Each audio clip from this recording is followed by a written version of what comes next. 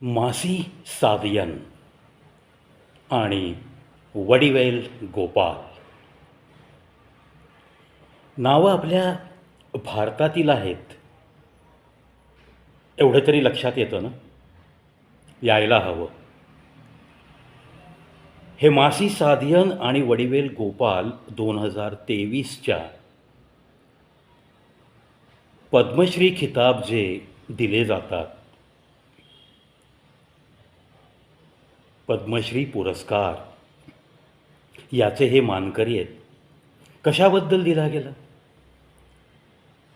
इरुला ही एक जमात आहे तामिळनाडूमधली. त्या जमातीचे हे लोक. या दोघांना 2023 साली पद्मश्री बहाल केला गेला. या जातीचं नक्की योगदान काय?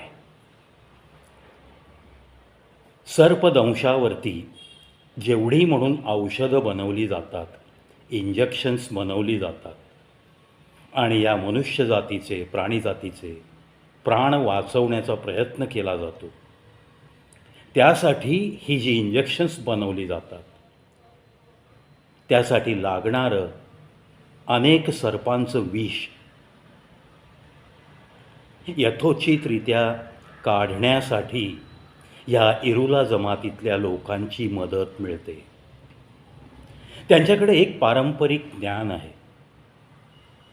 म्हणजे अशा या विषारी सापांची बिळं कुठे असतील, त्यांचा अधिवास कुठे असतो, नुकताच इथून तो साप सरपटत कुठे गेला आहे वगैरे, हे त्यांना परंपरेनुसार ज्ञान आहे. आणि त्याच ज्ञानाचा उपयोग भारत सरकारला प्रचंड मोठ्या प्रमाणात होतो.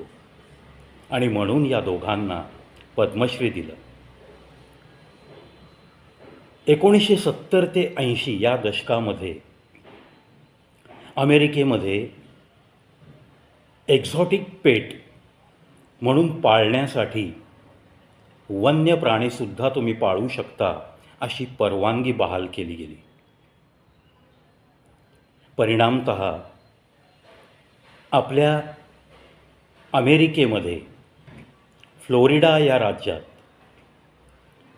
एव्हरग्लेड्स म्हणून एक विभाग आहे, जिथं प्रचंड मोठ्या प्रमाणात दलदल आहे, पण जीवसृष्टीची अनंत विविधता त्या ठिकाणी होती.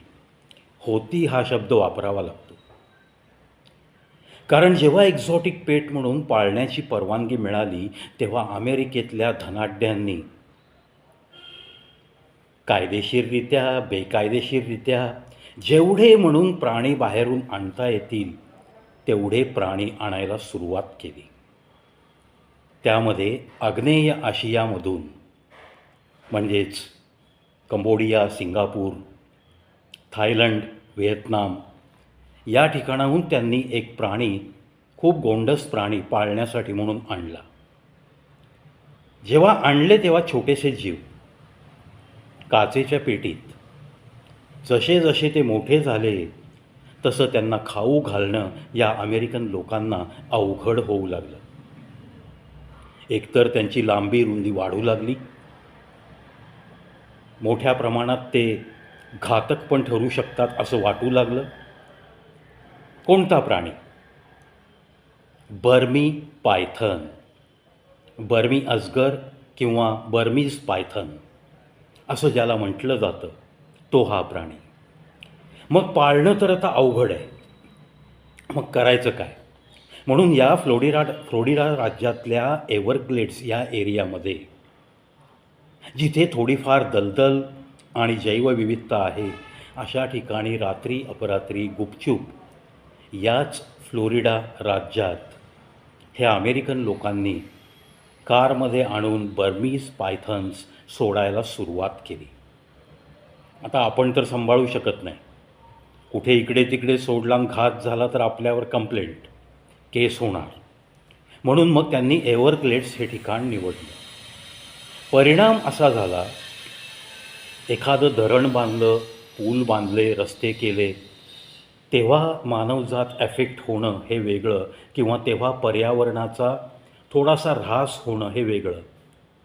परंतु या एका कारणामुळं त्यांना ते दलदल, तिथलं तापमान खूप आवडलं आणि बर्मीज पायथननी तिथं आपली वस्ती करायला सुरुवात केली. ह्याच्यात भर पडली ती 1992ला वन्य प्राणी पाळणारं एक मोठं केंद्र होतं. एक मोठं चक्रीवादळ आलं आणि ते केंद्र पूर्ण कंपाऊंड वॉल्स, पिंजरे, सर्व काही उद्ध्वस्त होऊन सगळे प्राणी इतस्ततः वाहायला सुरुवात झाली. त्यामध्ये ह्या बर्मीज पायथननी एव्हरग्लेड्सला पसंती दिली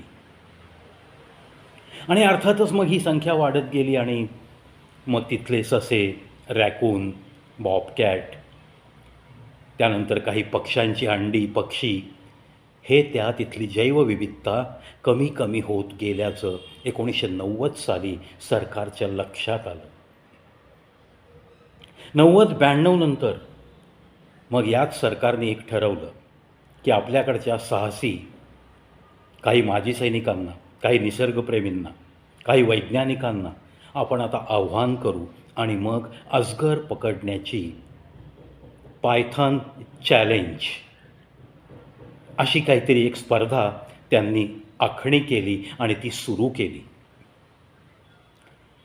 आता हे अजगर पकडण्यासाठी हायटेक कॅमेरे, ड्रोन, हे सगळं अमेरिकेने जेव्हा जेव्हा त्यांच्याकडं ज्या ज्या सुविधा होत्या त्या वापरण्याचा प्रयत्न केला, तरीसुद्धा त्यांना त्यामध्ये फारसं यश आलं नाही. म्हणूनच त्यांनी आपल्या या इरुला जमातीच्या या 2 व्यक्तींना, म्हणजेच वडिवेल गोपाल आणि मासी सादियन, या दोघांना बोलावलं. अमेरिकेमध्ये 2 महिने त्यांची राहायची व्यवस्था केली आणि अक्षरशः त्यांनी त्यांचं पारंपरिक ज्ञान वापरून हायटेक सगळ्या सुविधा एका बाजूला आणि या दोघांचं पारंपरिक ज्ञान एका बाजूला, त्यांनी अक्षरशः 2 महिन्यात मोठमोठे असे 68 अजगर कोणत्याही टेक्नॉलॉजीचा वापर न करता पकडून दिले. अमेरिकन सरकारने त्यांचे लाख लाख धन्यवाद मानले, कारण याच्यामध्ये त्यांनी कहर केला होता. 19 फुटी एक अजगराची मादी, बर्मीज अजगर, 19 फुटी मादी त्यांनी पकडली होती. तिच्यापासून होणारी पिल्लावळसुद्धा ही पकडली गेल्यामुळं वाचवता आली. त्यांना त्यांच्या वेगळ्या अधिवासात अमेरिका सोडण्याच्या प्रयत्नात नक्की असते.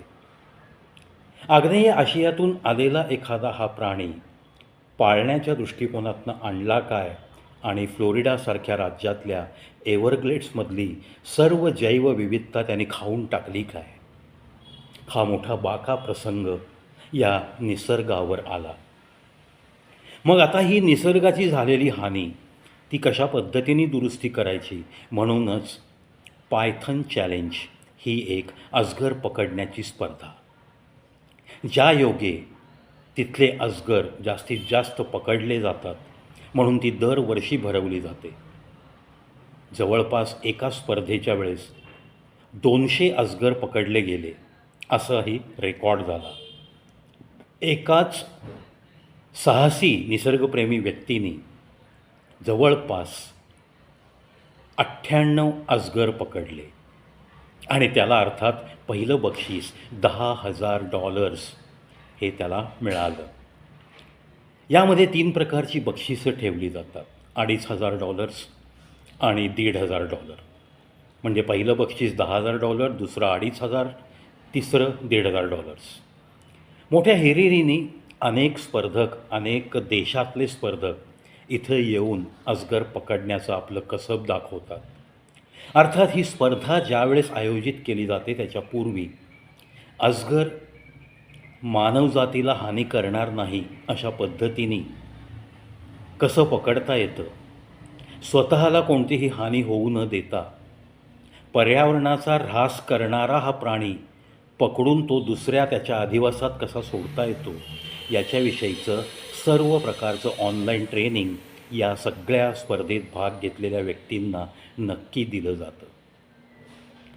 परिणामतः आजही एव्हरग्लेड्समध्ये या स्पर्धा झाल्यानंतरसुद्धा कित्येक साहसी लोक टॉर्च घेऊन अजगर शोधत असतात. त्यांना ती मुभा दिलेली आहे.